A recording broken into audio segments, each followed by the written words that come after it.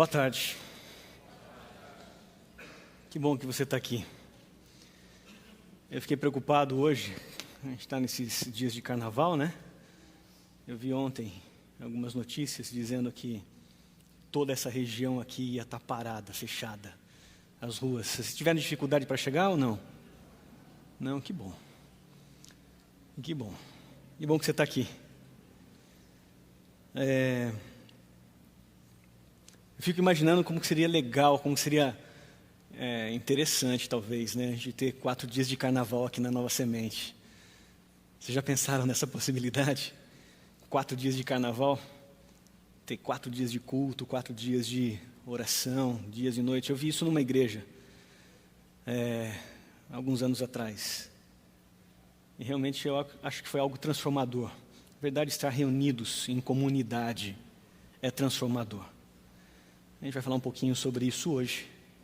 Mas antes de a gente começar o nosso tema de hoje, eu queria convidar você para curvar a cabeça. Vamos pedir a bênção de Deus, ok?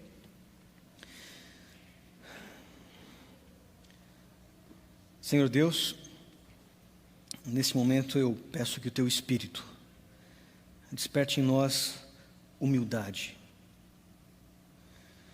Humildade para nós reconhecermos as nossas limitações, as nossas dificuldades, as nossas fraquezas, os nossos pecados.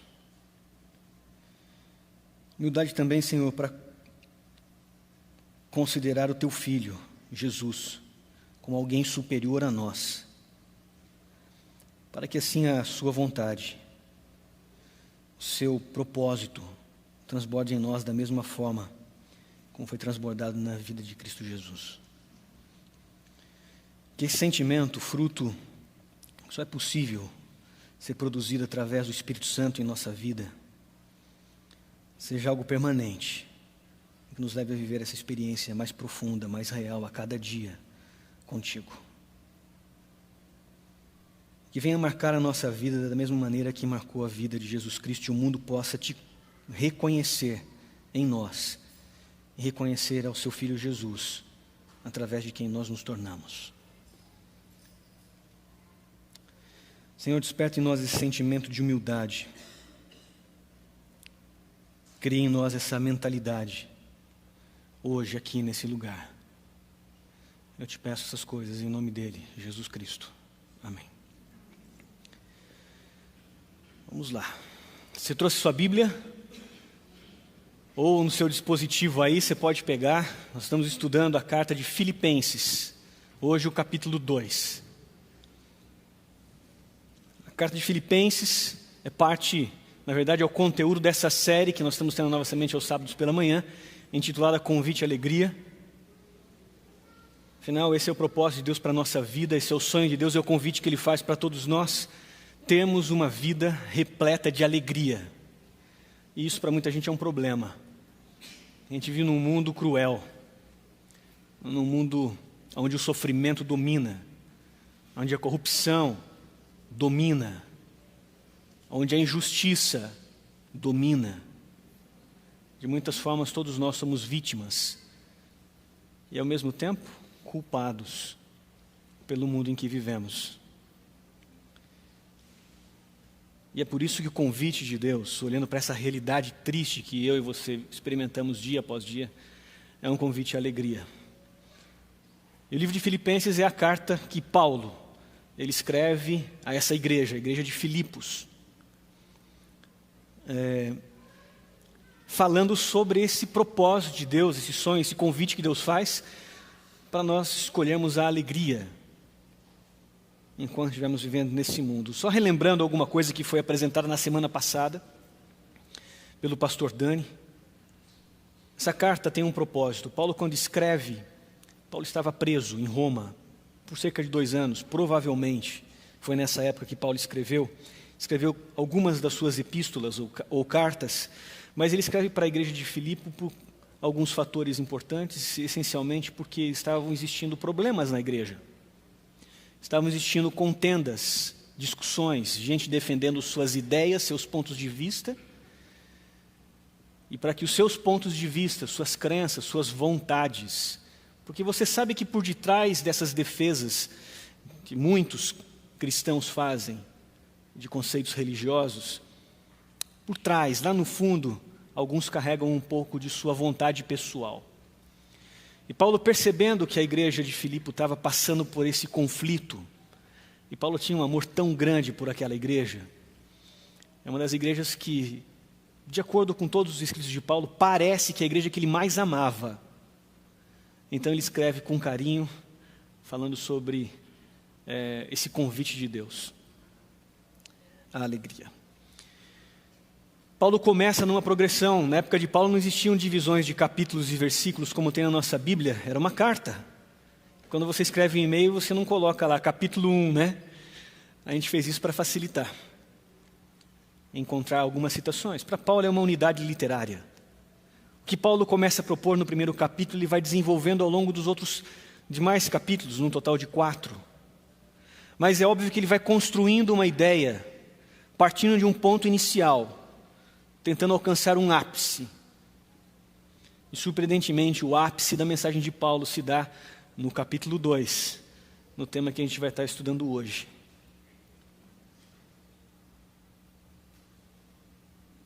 E eu queria ler um dos textos mais significativos que estão no capítulo 2.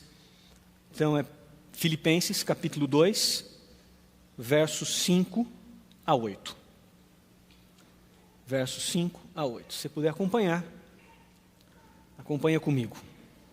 Seja a atitude de vocês a mesma de Cristo Jesus, que embora sendo Deus, não considerou ser igual a Deus, que ser igual a Deus era algo a que devia apegar-se, mas esvaziou-se a si mesmo, vindo a ser servo, tornando-se semelhante aos homens, e sendo encontrado em forma humana, humilhou-se a si mesmo, foi obediente até a morte,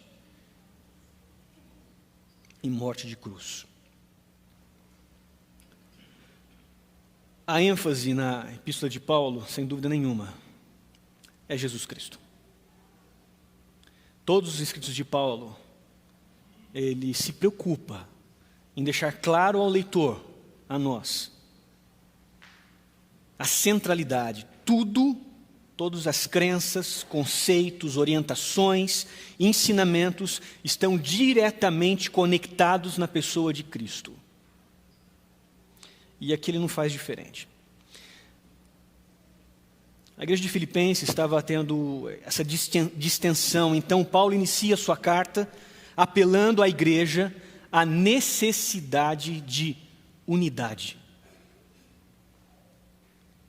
Paulo fala sobre a necessidade de unidade, foi sobre esse tema que na semana passada o pastor Dani apresentou aqui para vocês.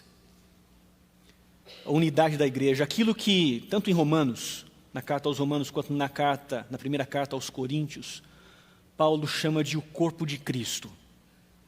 Um sinônimo para a expressão igreja, dentro das narrativas de Paulo. A necessidade de unidade. E diante dessa necessidade de unidade, Paulo alerta para um grande vilão, a existência de um grande vilão no meio da comunidade cristã. E esse vilão, ele denomina como sendo sentimentos egoístas ou necessidades egoístas.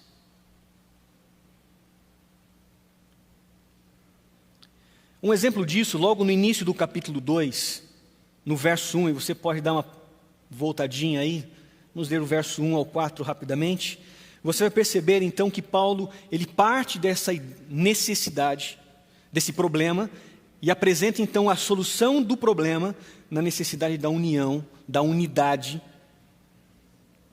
da igreja. Verso 1 diz assim: se por estarmos em Cristo, nós temos alguma motivação, alguma exortação de amor, alguma comunhão no Espírito, alguma profunda afeição e compaixão. Paulo estava dizendo o quanto ele amava, e esse amor era fruto do Espírito de Deus na vida dele, amor por aquela igreja, por aquela comunidade.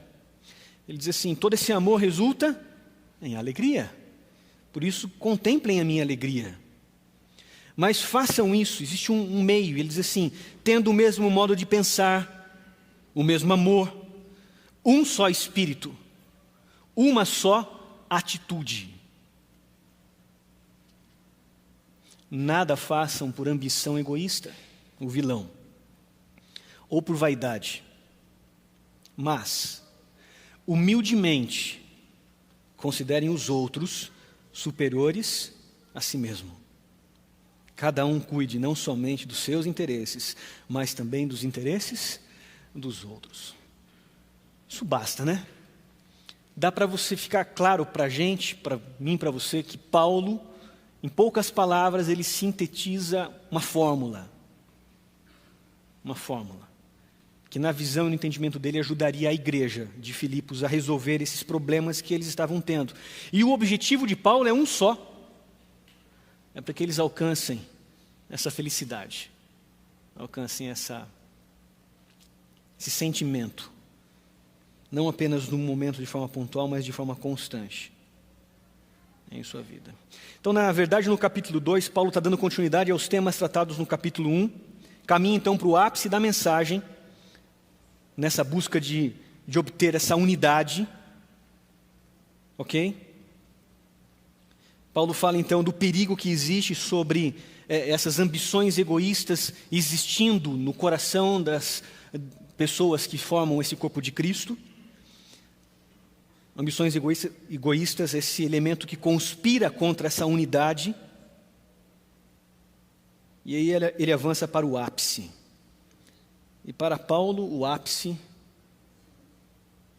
é uma mentalidade semelhante à de Cristo. Só que para existir essa mentalidade dentro da igreja, e aqui quando eu falo igreja, entenda, eu estou falando, usando essa expressão como um sinônimo para você. Porque no conceito de Paulo, igreja é a comunidade de crentes.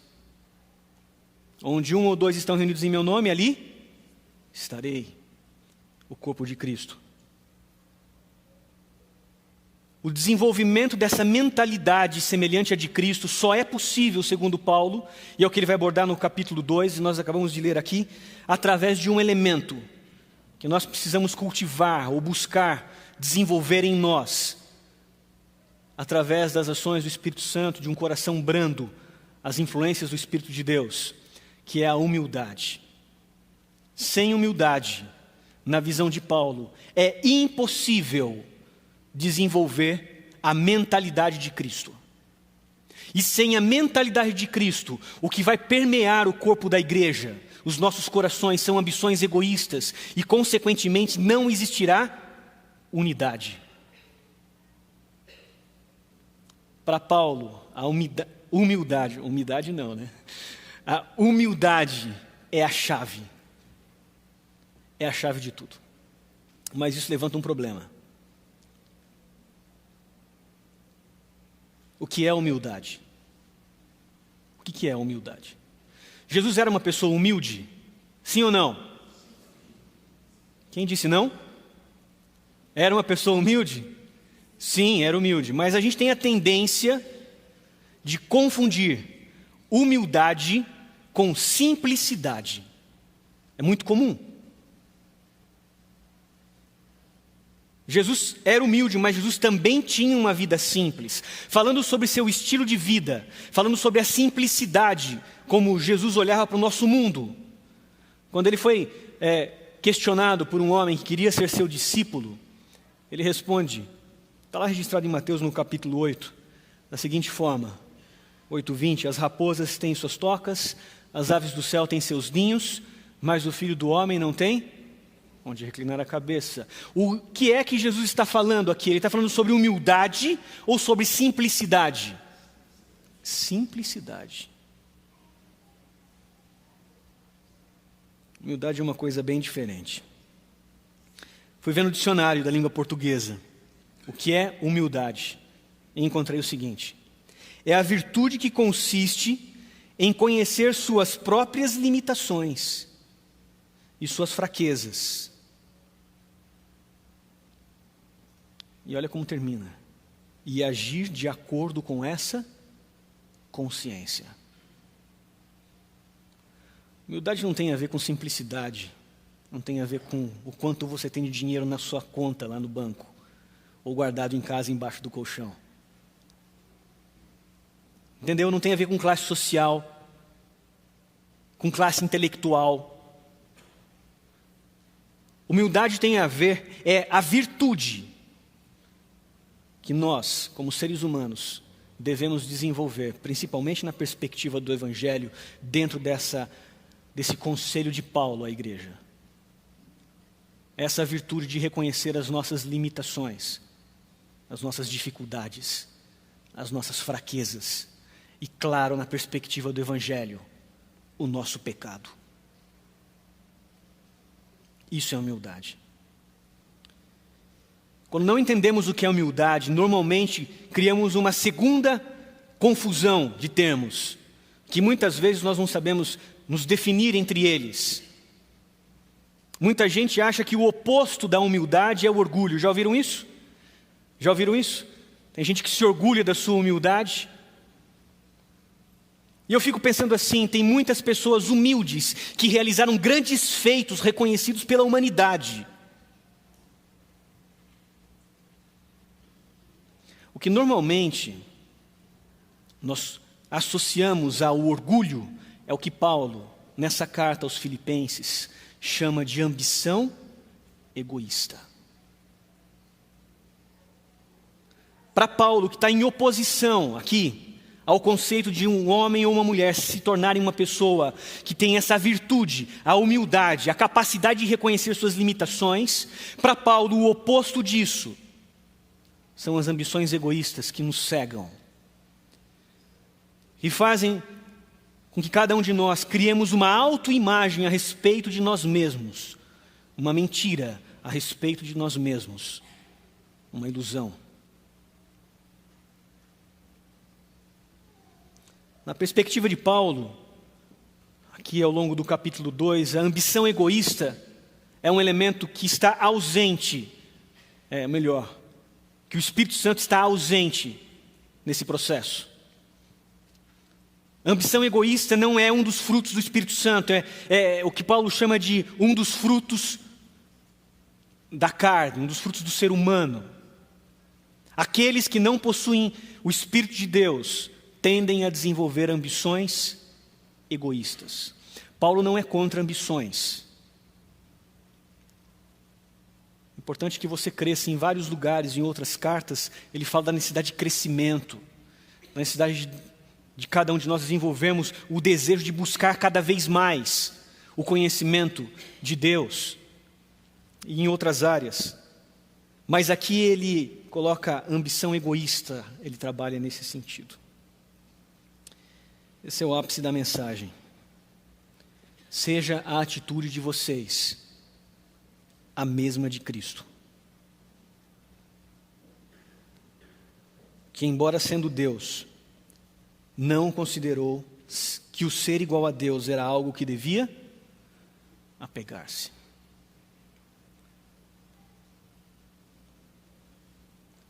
Existe uma relação aqui entre mentalidade e atitude. Normalmente, nós estabelecemos a nossa relação religiosa com base naquilo que conhecemos sobre Deus, a despeito das nossas atitudes, muitas vezes não estarem alinhadas com relação àquilo que dizemos que cremos, que dizemos que professamos. E aqui cabe um alerta a todos nós. As mais duras, pesadas e ferinas declarações de Cristo contra homens e mulheres foram contra religiosos, que mesmo conhecendo Deus, não possuíam uma mentalidade em semelhança a Deus.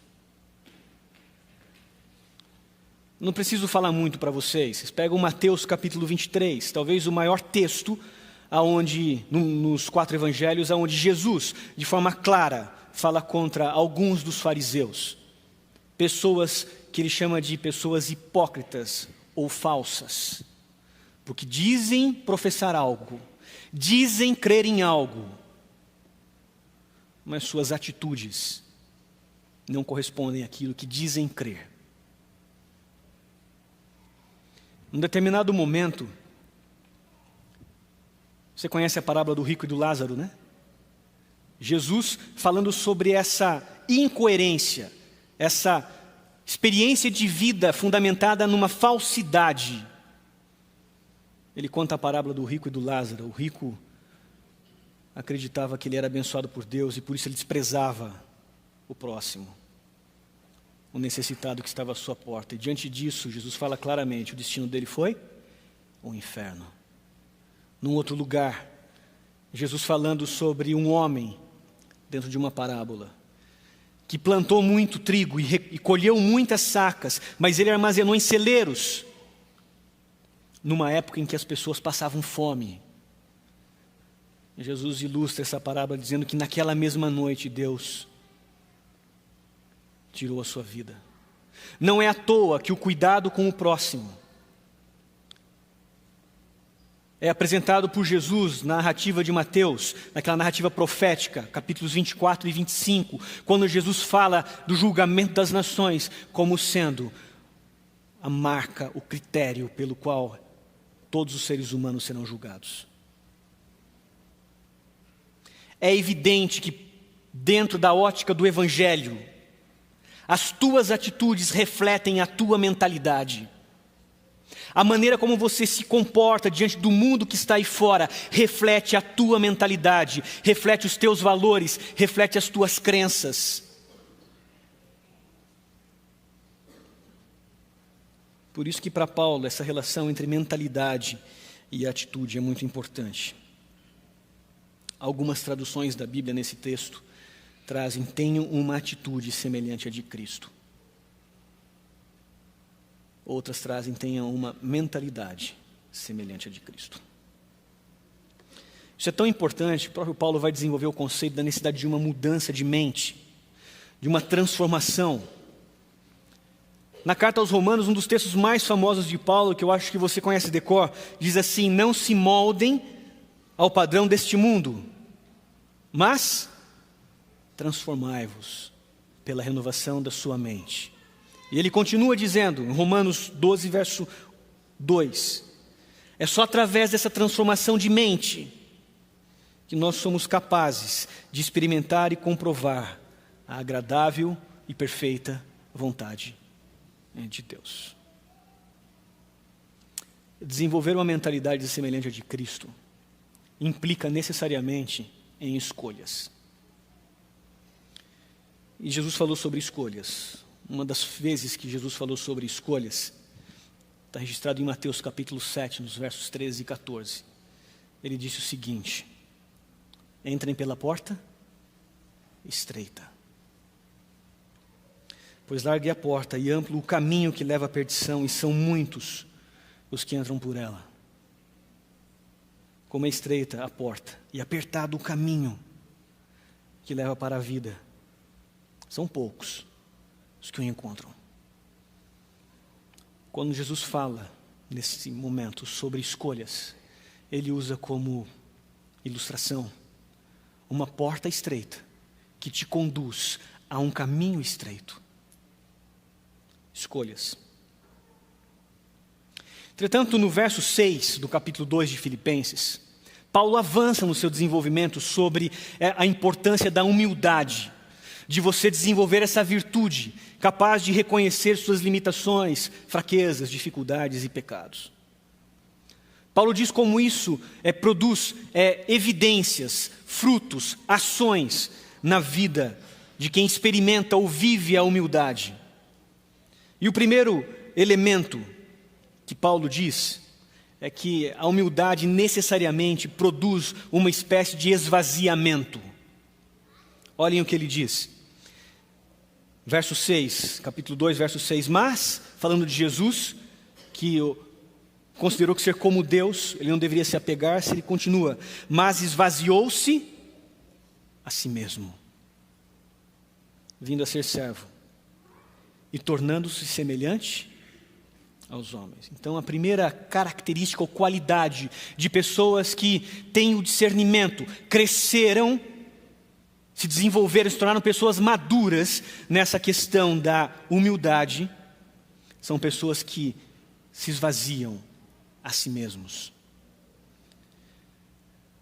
essa não é a única referência a esse conceito ou ideia dentro do Evangelho. O próprio Jesus fala a respeito disso. E se você frequenta Nova Semente há algum tempo, você já ouviu esse texto que a gente fala muito aqui, que está em Lucas capítulo 9, no verso 23, quando Jesus, falando aos seus discípulos sobre a dificuldade, sobre os desafios que é fazer uma escolha pelo Evangelho, Jesus diz assim: se alguém quiser acompanhar-me, negue-se a si mesmo, tome diariamente a sua cruz e siga-me. E ele continua: pois quem quiser salvar a sua vida, e aqui está implícito, pelos próprios méritos, vai perdê-la. Mas quem perder a sua vida por minha causa, encontrará.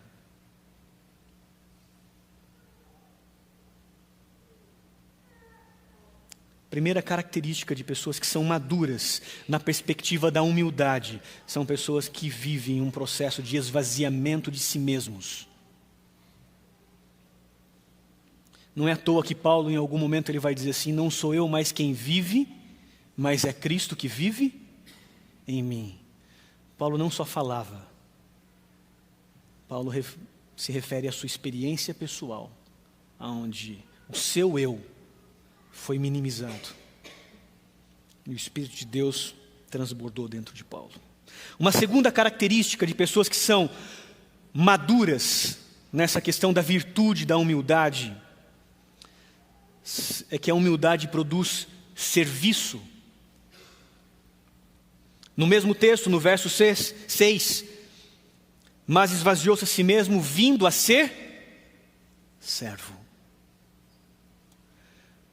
Tem muitos momentos no Novo Testamento onde você encontra os discípulos de Jesus e até mesmo o próprio Cristo servindo, e talvez o mais emblemático dele seja a Santa Ceia. No término da Santa Ceia, no final do momento que Jesus termina de lavar os pés dos discípulos, Jesus faz uma declaração. Isso está em João capítulo 13, do verso 14 ao 17. Jesus diz o seguinte: pois bem, se eu, sendo Senhor e Mestre de vocês, lavei-lhes os pés. E você entende o que está acontecendo aqui, né? Quem é cristão há um pouco de tempo sabe o ritual do lava-pés, o que isso significava naquele tempo. Pessoas humildes, os servos. E entendam servos como escravos na cultura judaico-cristã naquele período. Eram as pessoas que faziam as lavagens dos pés empoeirados daqueles que adentravam alguma casa ou algum recinto. Pois bem, eu sendo Senhor e Mestre de vocês, lavei-lhes os pés, vocês também devem lavar os pés uns dos outros. E ele continua, ele diz assim: eu lhes dei o exemplo. Eu lhes dei o exemplo para que vocês façam exatamente como eu lhes fiz. Interessante que Jesus não para aí, né? Jesus é um cara extraordinário, porque ele vai emendando um conceito e uma ideia atrás da outra. E aí ele avança dizendo o seguinte: digo-lhes verdadeiramente que nenhum servo é maior que o seu senhor, como também nenhum mensageiro é maior do que aquele que o enviou. Óbvio, né? Algo óbvio. Mas será que nós prestamos atenção nisso o tempo todo, na nossa vida ou na nossa experiência religiosa? Será que nós nos vemos como servos ou como senhores? Será que o que nutre o nosso coração é o reconhecimento das minhas limitações, das minhas dificuldades, das minhas fraquezas, dos meus pecados? Ou o que norteia a minha mente são as minhas ambições egoístas, diante das quais eu quero impor a minha vontade, as minhas crenças, os meus desejos a outros?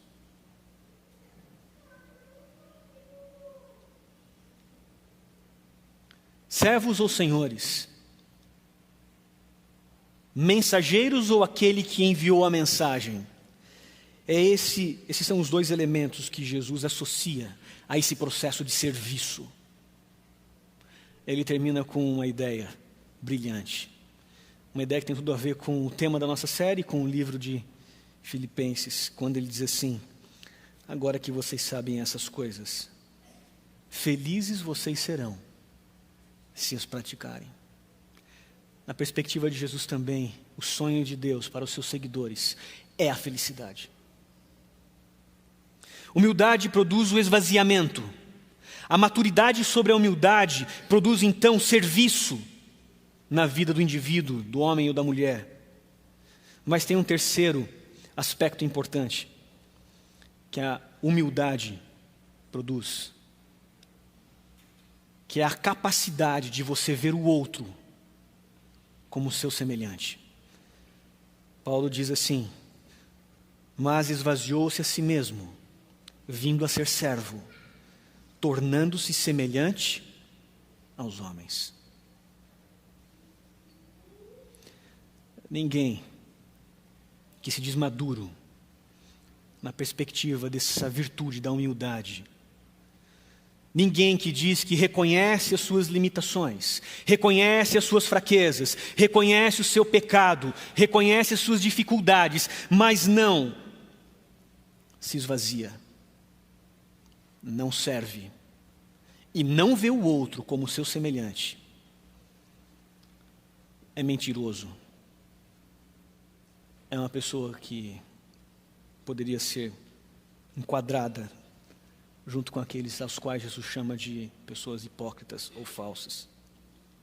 Porque o Espírito Santo, quando ele atua na vida de uma pessoa, homem ou mulher, o Espírito Santo realiza algo transformador.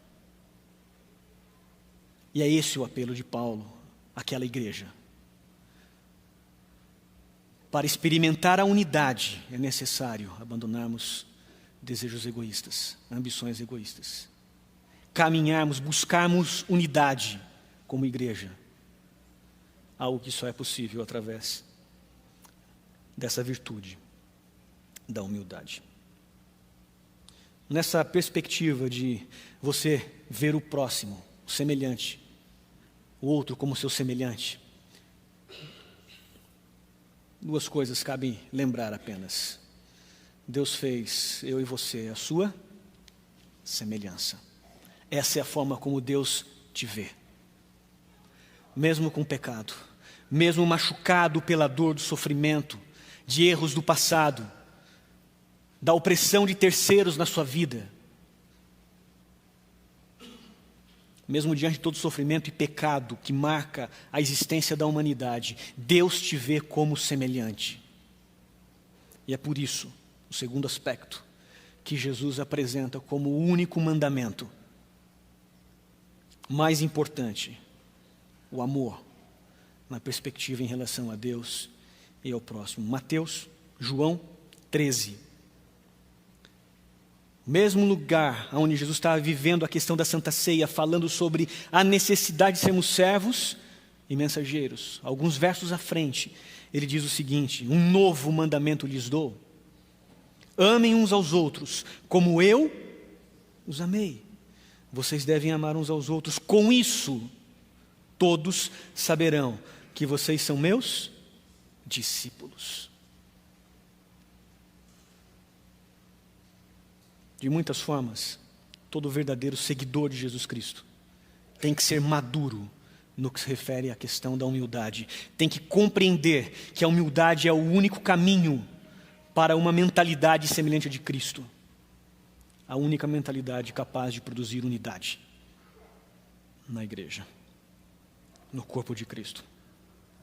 Em Mateus capítulo 7, Jesus fala ainda assim: assim em tudo façam aos outros o que vocês querem que lhes façam. Pois esta é a lei, a única lei. Esta é a lei e os profetas. Um outro lugar, um pouquinho mais à frente em Mateus 22, Jesus vai dizer que é desses dois mandamentos, o amor a Deus e o amor ao próximo, que toda lei e profetas dependem. Jesus diz: só existe lei, só existem os profetas, se existe amor. Paulo entendia isso. O autor da carta dos Filipenses escreveu um capítulo que todo mundo sabe quase de cor, né? Coríntios 13, sobre o amor. Mesmo que eu fale a língua dos homens e dos anjos, mas eu não tiver amor. Mesmo que eu entregue todos os meus bens aos pobres e faça caridade, se eu não tiver amor, nada vale. Paulo entendia o papel, essa qualidade, esse fruto presente na vida de todos aqueles que agora experimentam uma mentalidade semelhante à de Jesus Cristo. Só que tem um aspecto que você tem que considerar. Viver esses 3 elementos, conceito da humildade, e esses 3 frutos abundando na nossa vida. O esvaziar-se, o serviço, viver o outro como seu semelhante, muitas vezes nos torna vulneráveis. E a pergunta é: quem é que quer ser vulnerável? Nós crescemos, somos educados numa sociedade que diz o tempo todo de que você tem que ser forte. No emprego, na escola, na família, não vulneráveis. Meu primo, eu tinha 13 anos, fez uma coisa por mim que marcou minha vida. Uma história que eu não esqueço desde os meus 13 anos. Morei no interior, a minha infância, aqui de Sorocaba. A família da minha mãe, 5 irmãos, todos moravam pertinho. Distância de quarteirões a casa de uns dos outros. Os primos, todos na mesma idade, cresceram juntos. Eu tinha os meus 13 anos. E tinha... sabe como que é criança, né? A necessidade de participar, ser aceito no grupo, né? Você sempre quer ter as coisas que os amiguinhos têm, para se sentir aceito no grupo. No meu caso, os meus amigos eram os meus primos, que eles tinham, eu ficava pedindo para meu pai e para minha mãe em casa. Também quero, e aí chegou a época da bicicleta. Meus primos ganharam a bicicleta, e eu queria a bicicleta, eu não tinha. E comecei a insistir para meu pai, para minha mãe, e eles me deram uma bicicleta. Meu pai e minha mãe não manjavam muito de bicicleta, compraram uma bicicleta mais forte, mais resistente, para durar mais, e era muito pesada, mas era a bicicleta que eu tinha. Eu amava aquela bicicleta. Não sei se você lembra da sua primeira bicicleta. Me lembro que um dia eu catei um radinho, botei no ouvido assim, peguei a bicicleta e saí andar pela cidade. Interior dava para fazer isso na minha infância. E olha que eu não sou tão velho. Algumas cidades do interior ainda dá para fazer isso. Tá? Ainda dá para fazer isso. São Paulo, realmente, a vida é uma loucura. Pensar em deixar o filho andar de bicicleta na rua aqui em São Paulo é total insanidade. Mas no interior era possível.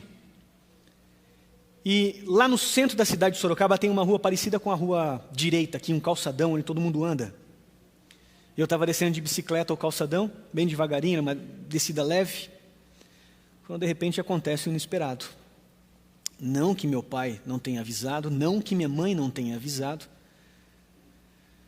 mas já no último quarteirão da rua, uma região menos movimentada, 4 garotos que moravam na rua viram a oportunidade de derrubar um moleque de 13 anos da bicicleta, roubar a bicicleta, roubar o radinho, roubar talvez algum dinheiro que tivesse, para ganhar o dia. E os 4 vieram para cima de mim, me cercaram, e a minha atitude foi a atitude de uma criança. Eu grudei na bicicleta e falei: eu não largo disso aqui. E eles vieram para cima. E claro, coisa de rua, um chute aqui, um tapa ali, um soco ali, e eu grudado na bicicleta, gritando: por favor me ajuda, por favor alguém me ajuda. E o interessante é que assim, a 4 metros de distância, tinha uma loja de tecidos, e os funcionários da loja saíram todos na porta, e não fizeram nada, ficaram só olhando. E aí que meu primo entra em cena. Eu devia estar uns 20, 30 metros da esquina.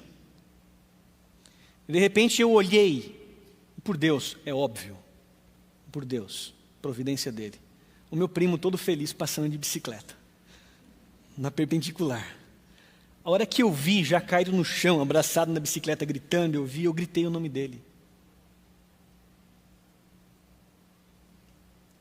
Me ajuda!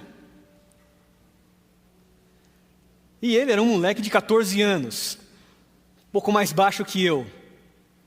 Ele olhou, me viu, me reconheceu, pegou a bicicleta e veio correndo, gritando para cima dos 4. E os 4 assustaram, se mandaram. Ainda bem que se assustaram, né? Porque se não tivessem se mandado, eu acho que tanto eu quanto ele ficaríamos sem bicicleta. É isso. Tenho certeza que naquela hora meu primo não pensou nisso. Ele não pensou no risco que ele tinha em perder a bicicleta. Ou sair machucado naquele momento. Viver esse processo que é proposto por Paulo, experimentar essa mentalidade, implica sim, em uma transformação absoluta.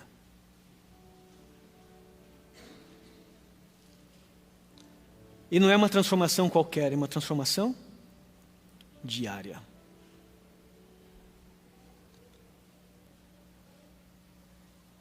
Vou fazer uma pergunta para vocês. Pode uma pessoa morta, homem ou mulher, atravessar uma porta? Pode? Atravessar uma porta? Para você atravessar uma porta, ou se apropriando da ilustração de Jesus Cristo, fazer uma escolha entre a porta estreita, que tem um caminho estreito, e a porta larga, que tem um caminho largo, você tem que fazer uma escolha. Você tem que estar vivo.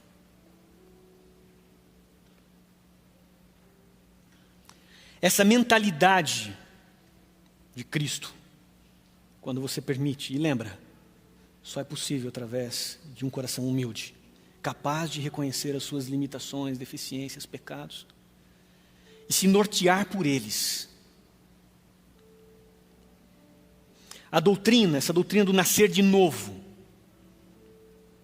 ele não apenas capacita eu e você, essa doutrina não apenas capacita o nascer de novo a escolher a porta estreita, mas ela nos capacita a andar pelo caminho estreito.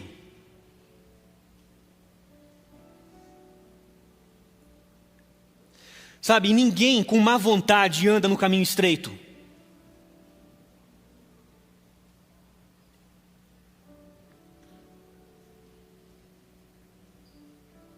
Porque para essas pessoas o caminho estreito não é uma tarefa horrível, terrível.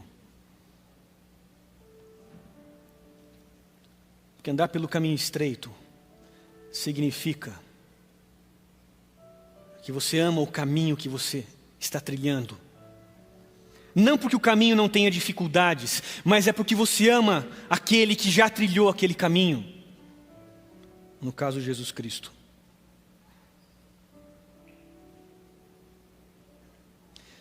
O próprio João, ele diz lá na sua carta, primeira carta de João, que esse caminho ele não é penoso, ele é um deleite.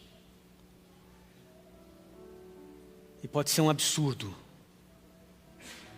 mas é só quem experimenta uma transformação, uma mentalidade como a de Cristo, que é capaz de trilhar o caminho estreito. Quando você permite que o Espírito de Deus atue na sua vida e opere uma transformação na sua vida, você precisa saber que a disposição de Deus é que essa transformação continue sendo operada na sua vida, dia após dia. A vida cristã, ela é uma escalada, não necessariamente numa ascendência. Você sobe, cai, mas a resultante final é uma transformação real. O que é impressionante é que milhões de pessoas aceitam a fé em Jesus. Hoje, em nosso mundo, a maior religião do planeta, mas são pessoas que não possuem as marcas da transformação. Transformação de uma mentalidade, não mais mundana, não mais pecaminosa, não mais egoísta, mas uma mentalidade de humildade, de serviço.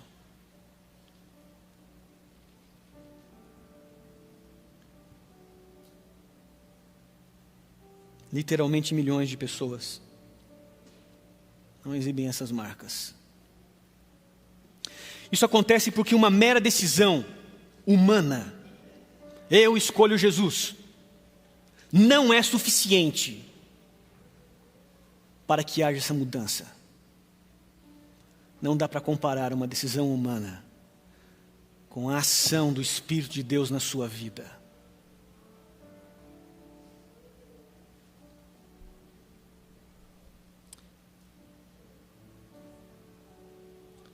Sabe, o caminho estreito, ele é difícil, tem obstáculos. É um caminho acidentário, é um caminho de batalha. É trabalhoso. Porque ele é um caminho contra o mundo, é um caminho contra a carne, é um caminho contra a nossa cultura, contra a nossa sociedade.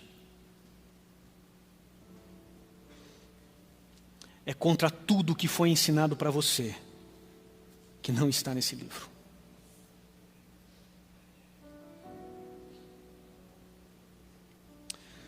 Por isso que para Jesus, apesar de existir a escolha entre duas portas e dois caminhos,